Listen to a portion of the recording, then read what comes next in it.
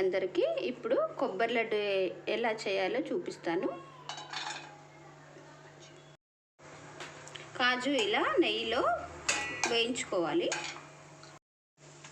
నేను ఈ బౌల్తో 2 బౌల్ల కొబ్బరి తీసుకున్నాను. నెయ్యిలో వేయించుకోవాలి.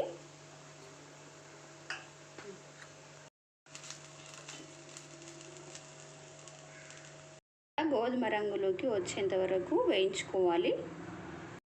2 బౌల్స్ కొబ్బరికి 1 బౌల్ బెల్లం వేసుకొని వేడి చేసుకోవాలి.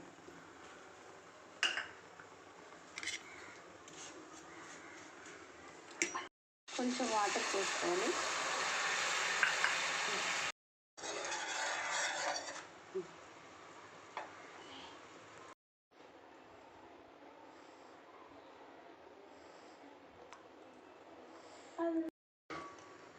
ఇప్పుడు ఇలా వచ్చిన తర్వాత కొబ్బరి వేసుకొని కలుపుకోవాలి.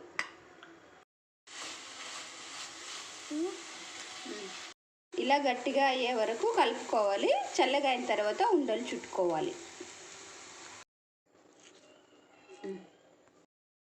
చూసారా ఎలా వచ్చిందో జ్యూసీగా.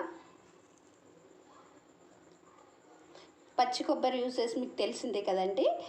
బెల్లంలో ఐరన్ డెఫిషియన్సీ ఉండదు. పిల్లలకి రోజు ఒకటి ఇచ్చారంటే రక్తం బాగా తయారవుతుంది. నిద్రలేమి సమస్య ఉన్నవారు రోజు ఒకటి తిని పడుకున్నారంటే చాలా బాగా నిద్ర వస్తుంది.